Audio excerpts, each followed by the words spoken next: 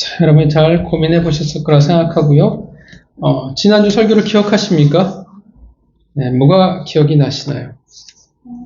소망, 은혜. 네. 본문이 계속 무엇이 이야기되었었냐면 다윗의 위기였죠. 다윗의 절망적인 상황에 대해서 계속 이야기가 되어졌어요.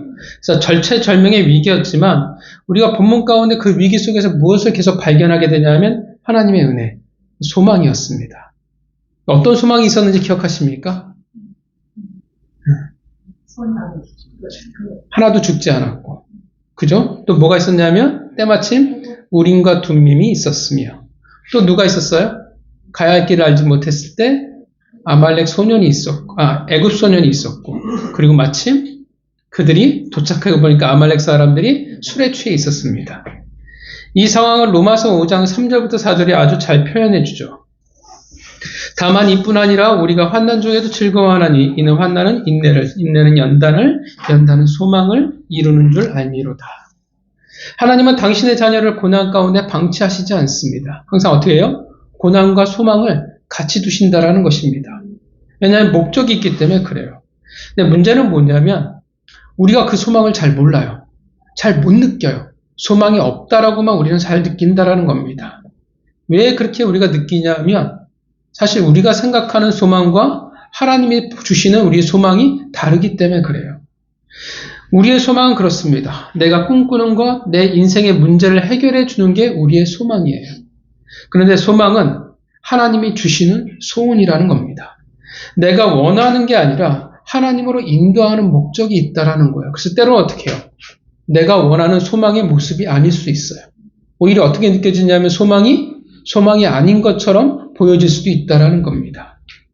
그러니까 믿음이 없으면 우리는 하나님을 우리가 신뢰하지 못하면 우리는 사실 눈을 들어 그 소망의 빛을 바라볼 실력이 되지 않는다라는 것입니다. 한 주간 여러분 모두 하나님의 그 소망의 빛을 바라보시면서 살아가셨을 줄 믿습니다. 자, 본문은 최악으로 시작을 했지만 최고로 마무리를 짓게 됩니다. 가족을 구출했고요. 그것만이 아니라 막대한 전리품을 얻게 되었습니다. 누가 떠오르냐면 아브라함이 떠올라요. 그죠? 아브라함도 조카 롯을 구출했을 때 상상할 수도 없는 많은 전리품을 그가 얻었었습니다. 자, 그리고 제일 중요했던 건 뭐였냐면 다윗이 계속 하나님과 어긋나 있었잖아요. 애써 하나님을 외면해 왔는데 이제는 하나님과의 관계가 회복이 되었습니다. 다시금 기름 부음 받은 자로서의 그 다윗이 되었습니다. 이제 그들은 집으로 시글락으로 돌아오게 됩니다. 그에 앞서 부솔 시내가에 낙오했던 200명을 그가 다시 만나게 됩니다. 아마 이 200명은 엄청 어떻게 해요? 긴장과 두려움과 걱정의 시간을 보냈을 겁니다. 그런 그들을 다윗은 반갑게 그들을 맞이합니다. 무난하다라는 말이 그들에게 사실 불만이 없는 거예요. 무난하다는 뜻이 사실 샬롬이잖아요. 예, 평안하게 그들에게 다가갑니다. 21절에 이르러라는 말은 어떤 대상에게 가까이 다가가는 모습을 말하기도 하지만 한편으로 이건 다윗의 마음이에요. 괜찮다라는 거예요. 사실 그들이 일부러 낙오하는 것도 아니었고 일부러 싸움을 피한 것도 아니었습니다. 그들도 최선을 다했지만 어떻게 해요? 정말 육체적인 한계에 이르렀기 때문에 그들이 낙오한 거예요. 결코 꾀를 피운 것이 아닙니다. 가족의 생명을 놓고 꾀를 피운다는 것 자체가 말이 되지 않거든요. 그런데 이제 문제가 생겨버립니다. 모든 문제가 다 해결되었고 이제 기쁨만 가득할 것 같은데 본문을 보면 사람의 인생은 문제가 끝이 없다라는 거예요. 그러니까 다윗의 입장에서 보면 참 어떤 마음이 들까요? 얼마나 힘들었을까요? 문제가 해결되었어요. 근데 또 어떻게 해요? 문제가 또 터져 나와요. 인간이라는 존재가 그래요. 우리의 인생은 끊임없는 문제를 가지고 있습니다. 22절 함께 같이 갔던 자들 중에서 악한 자와 불량배들이 들고 일어납니다. 그들이 뭘 주장합니까? 예, 주지 말라죠. 그죠? 우리와 함께하지 않았은즉 가족만 주고 돌려보내자는 거예요. 즉 전리품을 나누지 않겠다라는 겁니다. 이들의 말은 어떨까요? 틀린 말일까요? 맞는 말일까요? 함정이 있는 것 같죠. 그죠? 이들의 말이 맞아요. 목숨을 그들이 건 것도 아니고 싸우지 않았고 그들은 수고하지 않았습니다. 당연한 말을 했는데 그런데 다윗이 대답을 합니다. 23절부터 24절 나의 형제들아 어떻게 해요? 같이 분배할 것이니라. 이것이 그날부터 이스라엘의 율례와 규례가 되었다라고 말합니다. 그리고 나서 시글락에 귀환을 한 후에 다윗이 무엇을 하냐 하면 전리품을 그의 친구 유다 장로들에게 보냅니다. 그리고 말하죠. 뭐라고 말하냐면 여호와의 원수들에게 탈취한 것을 너희들에게 선사하노라 말합니다. 이게 느낌이 좀 약간 그래요. 선사하노라라고 하니까 어떤 느낌이냐면 내가 너희들에게 베풀어 줄 거야. 마치 높은 사람이 밑에 있는 사람한테 선물을 하는 것처럼 보이지만 그런 느낌이 아니라 그냥 복과 은혜를 나누어 주다, 흘려 보내다의 의미입니다. 그리고 그 복, 은혜를 받은 지역의 이름이 나와요. 베델과 남방 라못과 얏딜, 아로엘, 신못, 에스모아, 라갈, 여라무엘, 겐 사람들의 성읍, 홀라, 고라산, 아닥, 그리고 헤블론. 특이한 거는 겐 사람이죠. 이 겐 사람은 누구냐 하면 여러분들이 잘 알고 있는 모세의 장인 이드로의 후손들입니다. 자, 그들에게 이제 선물을, 전리품을 나눠주는 것으로 본문이 마무리를 짓습니다. 자, 본문은 우리에게 하나님은 우리에게 무엇을 말씀하고 싶으실까요? 먼저 다윗은 왜 그의 전리품을 공평하게 나누고자 했을까요? 별일 아닌 것 같은데 전리품을 나누는데 벌어지는 일들일 뿐인데 왜 중요하냐면 이 사실을 지금 하나님이 기록해 놓고 있다는 거예요. 말씀드리지만 성경은 어떻게 해요? 항상 의도가 있어요. 모든 본문의 사건들은 어떻게 해요? 하나님이 의도를 가지고 편집해 놓은 책이 성경입니다. 흐름을 우리가 생각해 보면 다윗이 하나님에게 돌이켰잖아요. 이제 뭐냐면 다시 하나님의 백성으로 사람으로 달라진 삶을 살아간다라는 거예요. 근데 그 달라진 삶이 뭐로 드러나고 시작해요? 오늘 본문을 보면 전리품을 공평하게 나누는 것으로 본문이 드러나고 있다라는 겁니다. 왜 이게 중요할까요? 왜 하나님이 기록해 놓으셨을까요? 왜 공평하게 나눴을까요? 여러분, 200명은 어떻게 해요? 물론 의도를 가지고 그런 것은 아니지만 어쨌든 그들은 안 싸웠어요. 그들은 목숨을 걸고 전투를 하지 않았습니다. 수고하지 않았어요. 당연히 타당한 것은 그들은 전리품을 어떻게 해요? 분배받지 않는 것이 맞습니다. 그러니까 무슨 말이냐면 악한 자와 불량배들의 말이 틀리지 않다라는 거예요. 그들이 왜 이런 말을 할 수 있을까요? 그들이 악해서 이런 말을 했을까요? 그것이 이 당시에 상식이기 때문에 그래요. 그리고 다윗도 어떻게 해요? 다윗도 그 전에 그렇게 했다라는 것입니다. 그 전에 만약 어떻게 해요? 다윗이 그 공동체 아둘람에서 항상 공평하게 분배를 했다라고 하면 그게 아둘람의 방식이었다면 그들도 어떻게 해요? 그렇게 말하지는 않았을 거예요. 그리고 또 뭐라고 말합니까? 이후로 율례와 규례가 되었다라고 말해요. 그 말은 이전에는 그런 일이 없었다라는 거예요. 이제 새롭게 생긴 거예요. 그전에는 늘 어떻게 했냐면 수고한 대로 전리품을 얻었을 것입니다. 그런데 왜 다윗은 당연한 상식을 거부하고 공평하게 분배를 했을까요? 고민해 보셨죠? 왜 그랬을까요? 공산주의도 아니고 승리했으니까 하루를 멋지게 기분 좋게 마무리하려고 할까요? 아니면 괜히 공동체 안에 문제와 갈등을 만들지 않기 위해서 그럴까요? 아니면 나는 관대한 지도자라는 것을 보여주기 위함이었을까요? 혹시 이스라엘의 분배에 관한 법이 있었을까요? 민수기 31장 27절을 보면 전리품에 대한 분배가 나옵니다. 찾아볼까요? 민수기 31장 27절입니다. 민수기 31장 27절입니다.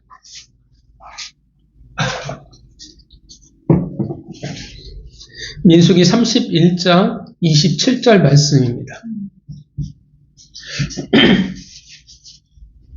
민수기 31장 27절입니다. 읽겠습니다. 시작. 그 얻은 물건을 반분하여 그 절반은 전쟁에 나갔던 군인들에게 주고 절반은 회중들에게 주고. 예, 이게 이제 이스라엘에 정해진 전리품에 대한 분배의 법이에요. 근데 잘 보면 오늘 본문과는 딱히 상관이 없습니다. 전쟁에 나간 군인들에게 공평인지 아닌지 명확하게 말하고 있지 않다라는 거예요. 그러니까 오늘 같은 본문과 경우가 달라요. 이 이후에 새로운 율례와 규례가 세워졌다는 그 말 자체를 보더라도 민수기와 다르다라는 것입니다. 그러면 민수기에 정해진 법과 다르다라는 것은 굳이 이렇게 하지 않아도 상관이 없다라는 뜻이 될 수도 있습니다. 근데 왜일까요? 다윗은 왜 그렇게 할까요? 답은 어렵지 않습니다. 왜냐하면 오늘 본문에서 말하고 있기 때문에 그래요. 23절 같이 읽겠습니다. 3회상 30장 23절 시작. 다윗이 이르되 나의 형제들아 여호와께서 우리를 보호하시고 우리를 치러 온 그 군대를 우리 손에 넘기셨은즉 그가 우리에게 주신 것을 너희가 이같이 못하리라. 뭐라고 해요? 그렇죠. 하나님께서 하셨다라는 겁니다. 내가 한 게 아니에요. 우리가 한 게 아니라는 겁니다. 너희들 400명이 가서 열심히 싸워서 이것을 승리를 전리품을 얻은 게 아니라고 말하는 거예요. 누가 했냐면 하나님이 하셨다라는 것입니다. 이 모든 것은 하나님의 섭리요. 하나님이 우리에게 기회와 소망을 주셨기 때문이라고 말합니다. 그래서 이길 수 있었고 그래서 이 모든 것을 얻을 수 있었다라고 말하는 겁니다. 그러니까 다윗은 알았어요. 이 모든 것은 다 하나님이 주셨구나. 왜냐하면 그가 고난 속에 뭘 만났냐 하면 하나님의 켜켜이 그 가운데 두신 소망을 만났기 때문에 그렇습니다. 비록 힘든 가운데 미치도록 부설 시내를 건너 추격을 했고 그리고 아말렉과 목숨을 걸고 그들이 싸웠지만 그러나 이 모든 것은 내 힘과 내 노력과 내 수고를 근거로 하지 않는다라는 것입니다. 그것을 그가 경험했고 그리고 인정합니다. 신명기 8장 17에서 18절에 이렇게 말합니다. 그러나 내가 마음에 이르기를 내 능력과 내 손의 힘으로 내가 이 재물을 얻었다 말할 것이라. 내 하나님 여호와를 기억하라. 그가 내게 재물을 얻을 능력을 주셨음이라. 뭐라고 말하냐면 하나님이 하셨다라는 거예요. 우리는 그것을 뭐라고 부르냐 하면 하나님의 주권이라고 말을 합니다. 하나님의 주권은 이거예요. 다 하나님이 하셨습니다. 이 모든 것은 다 하나님의 것입니다가 바로 하나님의 주권이라는 거예요. 다윗은 지금 그것을 인정하고 있는 것입니다. 그러니까 어떻게 해요? 나눌 수 있는 거예요. 왜냐하면 이 모든 전리품은 다 내 것이 아니니까. 누구의 거예요? 다 하나님의 것이기 때문에 그렇습니다. 다 하나님의 거예요. 내 것이 아닌데 그것을 나누지 못할 이유가 어디 있겠냐라는 거예요. 내가 한 게 아닌데 지금 이것은 내 것이 아닌데 그 은혜와 복을 나눌 수 없을 이유가 없다라는 거예요. 하나님이 하셨는데 그 하나님의 것을 가지고 내가 공동체를 섬기지 못할 이유가 없다라는 겁니다. 어렵지 않아요. 왜냐하면 다 하나님의 것이니까. 내 것이 아닌데 퍼주는 게 뭐가 어렵겠습니까? 본문은 단지 그들의 군인들에게 그의 부하들에게 공평하게 나눠줬어에 주목하고 있는 것이 아닙니다. 본문이 말하고자 하는 것은 뭐냐 하면 하나님이 하셨다라는 그 하나님의 주권에 관한 이야기입니다. 그리고 이것은 하나님을 만난 자, 하나님의 백성의 마땅한 반응이라는 거예요. 하나님의 사람이라면 어떻게 해요? 다 당연한 겁니다. 하나님의 주권이라는 것은 결국 뭘 말하냐면 근거가 내가 아니라 하나님이라는 것을 말해주는 겁니다. 그 전에 어떻게 했어요? 삶의 근거가 누구예요? 기준이 누구예요? 나였어요. 내가 왕이었어요. 내가 기준이고 내가 근거였는데 하나님을 만나니까 달라지는 거예요. 근거가 바뀌니까 나의 마땅한 주권이 누구에게로 넘어가냐면 하나님에게로 넘어갑니다. 그래서 우리는 하나님을 뭐라고 부르냐면 왕이라고 부르는 겁니다. 하나님이 여러분의 왕이신 것을 믿으십니까? 내게 없어요. 내게 근거가 없는 거예요. 나의 모든 삶도 나의 소유도 내가 가진 모든 것이 다 어떻게 해요? 다 하나님의 것입니다. 혹 내가 수고와 땀으로 이룬 것 같아도 결국 기회를 주신 것도 하나님이고 얻게 하신 것도 어떻게 해요? 다 하나님이십니다. 이제 하나님의 주권 가운데 다윗이 있는 거예요. 그러니까 다윗이 어떻게 해요? 그전과 달리 섬길 수 있고 이제 나눌 수 있습니다. 작은 자가 될 수 있는 거예요. 신약에서 말하는 소자가 된다라는 건 뭐냐 하면 그 자체가 다른 삶의 방식을 살아간다라는 거예요. 그러니까 너희가 봉사에 섬겨 단지 이것을 말하는 것이 아니라 근거가 달라진 삶을 살아가야 하는 것을 말하는 것입니다. 신약교회에서 아주 유명한 말씀이 있죠. 사도행전 2장 44에서 45절. 우리 찾아볼까요? 사도행전 2장 44에서 45절입니다. 사도행전 2장 44에서 45절입니다. 사도행전 2장 44에서 45절 말씀입니다. 사도행전 2장 44에서 45절 말씀 같이 읽겠습니다. 시작. 믿는 사람이 다 함께 있어 모든 물건을 서로 통용하고 또 재산과 소유를 팔아 각 사람의 필요를 따라 나눠주며. 언제 이들이 이렇게 했습니까? 그쵸. 성령 강림 이후에. 이제 구원을 넘어서요. 이제 그들이 각각 어떻게 해요? 하나님을 경험한 이후입니다. 정말 하나님이 사람이 된 이후에 어떤 반응이 나오기 시작하냐 하면 오늘 본문에 나왔던 각자의 서로의 물건을 통용하고 재산과 소유를 팔아 각 사람의 필요를 나누기 시작을 합니다. 단지 세상이 끝날 때가 될 테니까 얼마든지 나눌 수 있어를 말하지 않습니다. 우리가 92년에 한참 휴거 문제가 80년대 후반부터죠. 책이 뭐였더라? 내가 본 천국부터 시작해서 종말론이 한참 난리칠 때가 있었습니다. 왜곡된 종말론이죠. 그 92년의 휴거를 말하는 게 아니에요. 그때 어떤 일들이 있었냐면 재산들을 막 나눠줬어요. 왜냐하면 그들에겐 필요가 없으니까. 단지 세상에 미련이 없어 그런 저급한 것을 말하는 게 아닙니다.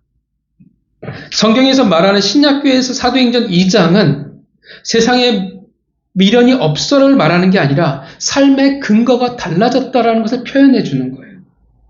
하나님의 근거가 되었고 하나님의 주권 아래 살아가기 시작합니다. 내가 가진 이 모든 것들이 다 하나님의 선물이요 은혜라는 것을 그들이 진짜 믿어요. 내 것이 아니었음을 내 수고와 땀을 통해 이룬 것이라 생각했는데 아니라는 사실을 그들이 깨달았습니다. 그러니까 어떻게 돼요? 이제 그것에 묶이지 않는 거예요. 물질이 얼마나 중요해요. 우리 인생의 돈이라는 게 얼마나 중요해요. 근데 그 가치관에 더 이상 묶이지 않는다라는 것입니다. 그냥 가난하게 살아도 돼, 없어도 된다가 아니에요. 극단적인 삶을 말하는 게 아니라 이제 필요에 따라 나눌 수 있고 흘려보낼 수 있는 마음이 가능하다라는 거예요. 왜냐하면 삶의 근거가 달라졌으니까. 그전에 삶의 근거가 물질이었는데 이제는 달라졌어요. 예수 그리스도의 보혈의 피로 말미암아 다른 세상을 바라보게 되었습니다. 이제 하나님의 거예요. 이 세상의 논리, 합당함, 타당함에 더 이상 묶이지 않는다라는 것입니다. 당연한 겁니다. 왜냐하면 하나님의 것이니까. 다 하나님의 것이니까. 나눠주는 게 뭐가 어렵겠습니까? 내 시간을 내어놓고 내가 가진 재주와 은사를 가지고 섬기는 게 그래서 우리에게 가능한 거예요. 그 대표적인 게 뭐냐면 11조예요. 왜 가능해요? 내 것이 아니니까 어떻게 해요? 드릴 수 있는 거예요. 11조는 또한 그것을 가르치기 위한 것이고요. 하나님의 주권을 인정하고 내가 믿으니까 우리는 서로 나눌 수 있습니다. 그리고 그 복과 은혜는 어떻게 되어져요? 확장되어져 갑니다. 하나님의 주신 것들 그 복은 어때요? 은혜가 흘러가는 거예요. 하나님이 우리를 뭘로 부르셨습니까? 왜 부르셨어요? 아브라함을 부르실 때 뭐라고 부르셨습니까? 우리를 그쵸? 축복의 통로로서. 이 세상 모든 열방이 만민이 우리를 통해 복을 얻게 하기 위해서 부르셨어요. 축복의 통로예요. 통로라는 뜻은 뭐냐 하면 담아두지 않는다는 뜻입니다. 통로는 항상 흘려보내는 겁니다. 26절부터 보면 전리품을 다윗은 친한 장로 유다 장로들에게 보냅니다. 어떻게 보면 정치적인 행보로 보일 수도 있어요. 앞으로 유다에 돌아가니까 잘해보자는 의미로 보일 수도 있습니다. 따로 떼어놓고 보면 그렇게 보일 수도 있지만 본문의 흐름을 보면 단지 그렇게 보기는 어려워요. 왜냐하면 본문은 뭘 보여주냐면 하나님의 복과 은혜가 지금 흘러가는 것을 보여주고 있습니다. 하나님의 주권을 알기에 하나님이 나에게 주신 복과 은혜를 나눕니다. 흘려보내는 거예요. 보면 친한 장로들에게 보내요. 만약 정치적인 생각을 한다면 친하지 않은 장로들에게 성읍에도 보내서 지지도를 올리는 것 또한 중요할 거라 생각을 합니다. 근데 다윗을 아는 이들, 이것의 의미를 이해해 줄 사람들에게 지금 보내는 거예요. 더군다나 26절에 뭐라고 말하냐 하면 여호와의 원수에게서 탈취한 것이라 표현하고 있습니다. 굳이 어떻게 해요? 선물을 보내는데 그렇게 말을 해요. 왜냐하면 이 전리품을 받는 이들이 다 어디에 위치해 있냐면 지역이 유다 다 남방이에요. 그 말은 뭐냐 하면 이들은 아말렉에게 고통을 받는, 직접적인 고통을 받는 이들이거나 아니면 14절에 나오는 아말렉이 노략을 한 유다에 속한 지방일 것이라는 겁니다. 그러니까 진짜 이들은 어떻게 해요? 아말렉을 여호와의 원수로 여기며 살아가는 자들이었어요. 그들에게 은혜와 복이 어떻게 해요? 흘러가는 거예요. 그게 지금 하나님의 것, 하나님의 주권을 믿는 자의 어떻게 해요? 모습이라는 거예요. 속성이라는 거예요. 또 한편으로 완전하지 않지만 민수기 31장 27절 규례의 회복입니다. 아까도 읽었죠? 전쟁을 벌이면 군인들이 반을 갖고 백성들이 반을 가져요. 이 모습을 어떻게 해요? 싸운 자들이 다윗에 속한 자들이 가지고 또 그 나머지 어떻게 해요? 유다 백성들이 나누는 모습. 그 규례를 지금 회복하고 있는 겁니다. 이 모습이 하나님의 주권을 인정하는 자들의 모습이라는 거예요.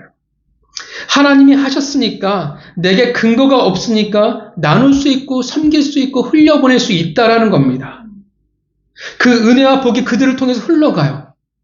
그리고 그 특징상 확장되어져 간다라는 겁니다. 움켜잡지 않습니다. 그리고 이것이 마땅히 하나님의 주권을 인정하는 자들의 삶의 모습이라는 거예요. 하나님을 만난 자들의 마땅한 모습이라는 것입니다. 늘 말씀드리지만 우리의 신앙에 있어서 입술로 이야기하는 것만큼 가치 없는 것이 없습니다. 성경은 항상 뭘 얘기하냐면 그 말씀대로 살아가라는 것을 말해요. 항상 뭐가 있어야 돼요? 삶이 있어야 한다라는 것입니다.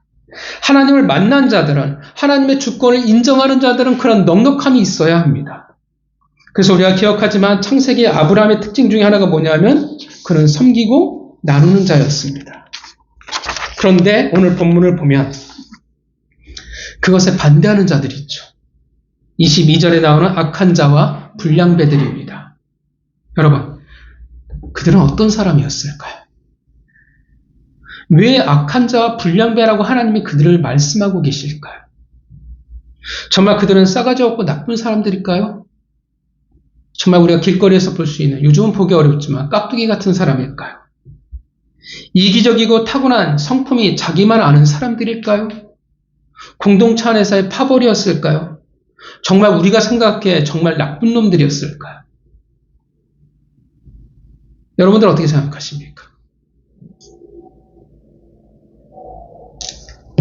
제가 생각하기에도 여러분과 똑같습니다. 전혀 그렇지 않습니다. 이들이 지금 다윗을 따라다니는 게 몇 년 차인데, 다윗을 따라다녔다는 말은 수많은 사선을 같이 넘어왔던 자들이에요. 성격이 좀 그럴 수는 있겠지만 악한 자와 불량배들이라면 과연 그 시간을 버텨올 수 있었을까요? 이기적인 사람이라고 하면 목숨이 왔다 갔다 하는 그 시간들을 그들이 견뎌냈을까요? 진작에 도망을 갔겠죠. 그 위험한 수많은 고비 속에도 그래도 그들은 다윗을 따르는 사람들이었습니다. 어쨌든 그 어려운 시간 속에서도 어떻게 해요? 떠나지 않고 자리를 지키는 사람들이었어요. 그 절망의 시간을 같이 견뎌온 사람이요. 그 말은 이기적인 사람이 아니라는 거예요. 자기만 아는 사람들이 아니라는 거예요. 어쩌면 이들은 매우 다윗에게 충직한 사람일 수도 있습니다. 어쩌면 그들은 나름 괜찮은 성격을 가진 사람들일 수도 있습니다. 그들의 주장 또한 전혀 이상하지 않았습니다. 그들의 주장이 맞아요. 수고하지 않았는데, 목숨을 건 것도 아닌데 왜 그들에게 전리품을 나눠줘야 합니까? 수고한 것만큼 가져가는 것이 어떻게 해요? 세상의 논리이고 그것이 합당해요. 아무것도 안 한 자가 무엇을 가질 수 있겠습니까? 아마 본문에 있었던 이 200명도 그들은 어쩌면 전리품을 기대하지 않았을 수도 있습니다. 왜냐하면 이게 이 당시 상식이니까, 문화니까. 그 당시의 보편적인 생각이고, 그리고 이 생각은 지금도 마찬가지이기 때문에 그렇습니다. 다윗이 이끄는 아둘람도 지금까지 마찬가지였을 거예요. 좀 전에도 말했지만 이제야 율례와 규례가 새롭게 세워진 거잖아요. 그 말은 그전에는 없었다라는 겁니다. 늘 공평하게 싸운 자나 안 싸운 자나 똑같이 나누었다면 굳이 이렇게 말하지 않았을 것입니다. 그 말은 다윗도 그렇게 살아왔다라는 거예요. 능력에 따라서 그가 이루어진 것에 따라서 각자의 수고에 따라서 전리품을 나누었던 것입니다. 그러니 이 불량배와 악한 자들이 주장한 것은 딱히 나쁜 게 아니에요. 당연한 겁니다. 합리적이고 타당합니다. 그렇게 보면 그들은 그리 나쁜 사람이라고 말할 수는 없습니다. 그런데 왜 그런 그들을 가지고 하나님은 악한 자와 불량배라고 말할까요? 왜 그럴까요? 왜냐하면 지금 근거가 부딪히고 있기 때문에 그렇습니다. 하나님이라는 근거와 사람이라는 근거가 지금 부딪히는 거예요. 하나님의 열심이냐 아니면 나의 열심이냐. 중요한 것은 악한 자와 불량배들 그들은 하나님의 주권을 믿는 자들은 아니라는 겁니다. 단지 나쁘다라는 의미가 아니에요. 악한 자와 불량배, 그 원어에서 보면 악한 자는 깨트리다, 상하다의 의미를 가집니다. 불량배는 합성어인데 유익한 것이 없는 무가치한 자들을 말합니다. 그러니까 무엇을 말해주냐면 악한 자와 불량배들은 그냥 나쁜 사람들, 남의 것을 뺏는 사람들 그런 게 의미가 아니라 깨트리고 상하게 하며 유익한 것이 없는 무가치한 자들이라는 거예요. 어디에서 그러냐 하면 하나님의 주권이 있는 그 나라, 즉 하나님의 공동체 안에서라는 겁니다. 다시 말하면 그들은 하나님의 공동체를 깨트리고 하나님의 공동체에서 무가치한 자들입니다. 그들이 바로 악한 자여 불량배라는 겁니다. 성품을 말하는 게 아니에요. 그들의 능력을 가지고 말하는 것도 아닙니다. 그들이 얼마만큼 노력하며 살아왔냐 그것을 말하는 것도 아니에요. 공동체에서 얼마만큼 일을 잘 해왔냐 그것도 말하는 것도 아니에요. 어디에서 이런 차이와 평가가 오냐면 근거예요. 하나님의 주권을 믿느냐, 하나님이 하셨다라는 것을 믿느냐, 아니면 세상의 논리대로 합당한 대로 내가 했다라고 생각했느냐의 그 차이에서 온다라는 겁니다. 그 말은 하나님의 주권을 인정하지 않는 자, 하나님이 하셨다가 아니라 내가 했다라고 생각하는 자들은 그 합리적이고 타당한 생각을 가진 그들은 하나님 보시기에 어떤 자들이냐 하면 결국 그들은 공동체를 깨트리는 자요. 공동체 안에서 무가치한 자들이라는 겁니다. 그럴 수밖에 없다라는 거예요. 그들이 악한 자요. 불량배가 된다라는 거예요. 물론 좀 억울해 보일 수는 있겠죠. 그런데 하나님의 주권 아래 있지 않는다면 그 주권을 믿고 정말 하나님이 하셨다라는 그 믿음 안에 없다면 그들은 결국 공동체를 깨트리는 무익한 자가 될 수밖에 없기 때문에 그렇습니다. 교회 안에 일어난 수많은 문제들, 갈등들, 그 문제들이 어디에 있냐 하면 결국은 찾아가면 근거예요. 내가 했다라는 거. 내가 했는데, 내가 수고했는데, 내가 이만큼 했는데, 나 때문에 됐다라는 생각이 있다면 물론 그 수고와 노력을 인정받아야 되고 칭찬을 받아야 하겠지만 그러나 그것 또한 하나님이 주신 기회여 가능케 하신 것을 본인이 받아들이지 못한다면 그들은 결국 공동체를 시끄럽게 만들어요. 아프게 만들어요. 깨트립니다. 내가 열심히 했으니까. 내가 얼마나 대단한데. 감히 나한테. 내가 어떻게 했는데. 내가 어떻게 교회를 세워나가는데. 내가 너한테 얼마나 수고를 했는데. 감히. 별것도 한 것이 없는 것들이. 여러분 그렇게 생각한다면 과연 그들이 진짜 작은 자가 될 수 있을까요? 그들이 진짜 섬길 수 있을까요? 내가 했는데 섬기는 척, 봉사는 가능할지 모르겠지만 결국 그 섬김은 바닥을 드러낼 수밖에 없습니다. 자신의 의의가 드러날 수밖에 없어요. 작은 자가 되지 못한다면 그들은 큰 자가 되어 섬김을 받기를 원하게 될 것입니다. 사실 자기 자랑이 될 수밖에 없어요. 주권 아래 있으니 하나님의 복과 은혜가 흘러가야 합니다. 그런데 그들에게 그것이 어떻게 가능하겠습니까? 침묵은 가능해도 그 이상은 어렵습니다. 자신의 물질과 시간, 재능을 내놓는다는 것은 너무나 아깝습니다. 물론 마음에 드는 사람한테 가능할 수는 있겠죠. 그러나 공동체 안에서 내가 죽어야 할 이유에는 너무나 두들겨야 할 계산기가 너무나 많다라는 것입니다. 좀 전에도 말씀드렸지만 그 대표적인 게 11조예요. 왜 11조가 이렇게 문제가 될까요? 왜 이렇게 11조를 놓고 치열하게 성도들과 목회자가 싸워야 할까요? 왜 그렇게 합당한 근거를 자꾸 이야기를 해줘야 할까요? 하나님이 하셨어. 하나님이 주셨다. 하나님의 것이라는 것을 진짜 인정하고 믿는다면 어렵지 않아요. 11조를 드리는 거. 왜 이것을 구약의 법을 우리가 지켜야 합니까? 안 지켜야 합니까? 이것을 싸울 필요도 없어요. 하라고 하면 그냥 하면 돼요. 사람들의 인정을 받지 못하면, 사람들의 칭송을 하지 못한다면, 내가 주도하지 못한다면 힘들어한다라는 겁니다. 자꾸 대장놀이 하려고 그래요. 그죠? 그래, 교회 안에서도 파벌이 얼마나 많은지 몰라요. 또 반대로요. 이것도 마찬가지예요. 반대로 아무것도 안 하고 묻혀 있으려고 하는 것도 마찬가지입니다. 그거 똑같이 나쁜 거예요. 여러분, 가만히 있다고 해서 잘한다고 생각하십니까? 큰 착오예요. 내가 아무것도 안 하고 교회에서 얌전히 있으니까 나는 잘하고 있어. 문제를 안 일으켰으니까 됐잖아. 아니에요. 여러분, 하나님의 주권이잖아요. 하나님이 하신 거예요. 하나님이 주신 거예요. 내 것이 아니에요. 그 말은 뭐냐면 하나님이 하길 원하는 게 있다라는 뜻이 되어집니다. 하나님의 것은 반드시 흘러가야 합니다. 우린 통로니까 그게 당연해요.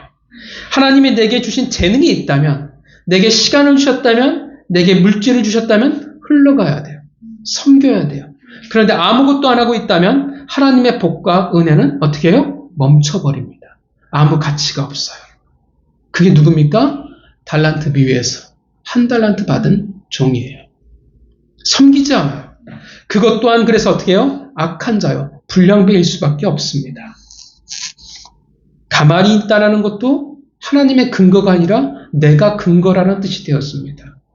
똑같이 공동체를 깨트리고 무가치한 악한 자여 불량배일 수밖에 없다라는 것입니다. 하나님의 주권을 믿지 않는다면, 하나님이 하셨어라는 고백을 할 수 없다면 그들이 바로 공동체에서 악한 자여 불량배입니다. 그들은 하나님이 하시는 일을 의도하든 의도하지 않든 방해할 수밖에 없다라는 것입니다. 여러분, 하나님은 여러분의 왕이십니다. 여러분, 하나님이 다 하셨다라는 고백이 있으십니까? 진짜 그것을 믿는다면 우리는 그 믿음에 합당한 삶을 살아가야 합니다. 어떻게 해야 돼요? 그 복과 은혜가 나를 통해서 어떻게 해요? 흘러가야 돼요. 하나님이 내게 주신 것들, 물질과 시간과 재능이 흘러가야 합니다. 왜냐하면 그것은 내 것이 아니니까. 그래서 흘러가는 게 어떻게 해요? 섬기는 거로 가는 거예요. 물론 억울할 수도 있어요. 20절 다윗의 전리품이라고 말합니다. 사람들이 그렇게 말해요. 누가 봐더라도 다 다윗의 것이고 다윗이 근거라고 말합니다. 나도 그렇게 느껴질 때가 있고 사람도 그렇게 말할 때가 있습니다. 그래서 신명기 8장 17절 18절에 그렇게 말하는 거예요.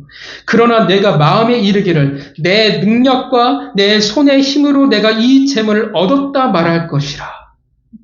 그래서 뭐라고 말해요? 내 하나님 여호와를 기억하라. 내가 꼭 그래야 할까? 내가 이거면 내 삶이 더 풍족해질 수 있는데, 내가 그 시간이면 더 쉴 수 있는데, 혹은 나를 위해 더 유익한 시간을 보낼 수 있을 텐데 굳이 내가 그렇게 해야 될까?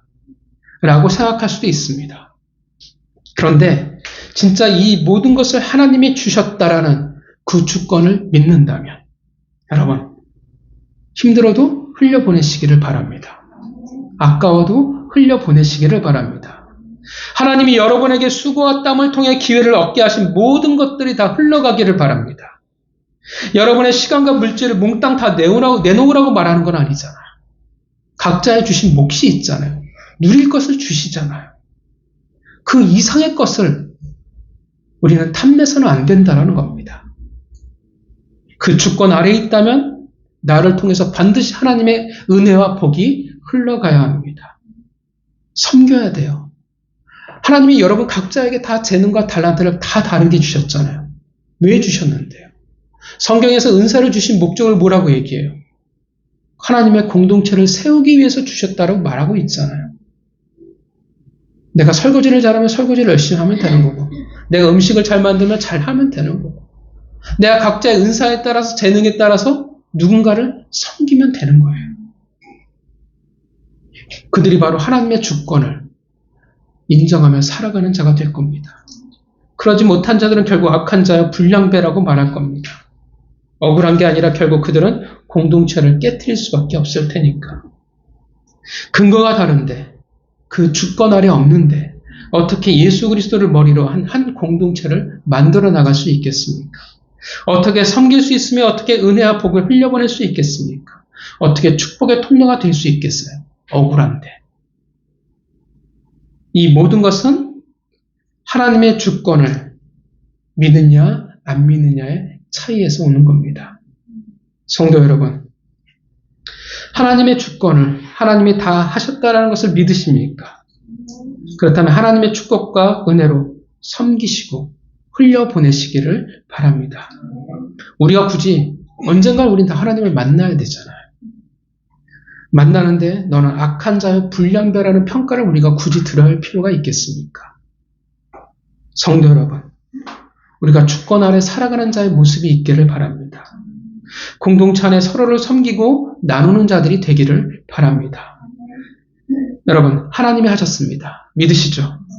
그렇게 여러분의 인생을 나눠주시기를 바랍니다. 세상이라는 아말렉에게 고통을 받는 하나님의 백성들에게 여러분의 복과 은혜를 나누어 주시는 축복의 통로가 되시기를, 주권 아래 살아가는 성도가 되시기를 주님의 이름으로 축원합니다. 기도하겠습니다.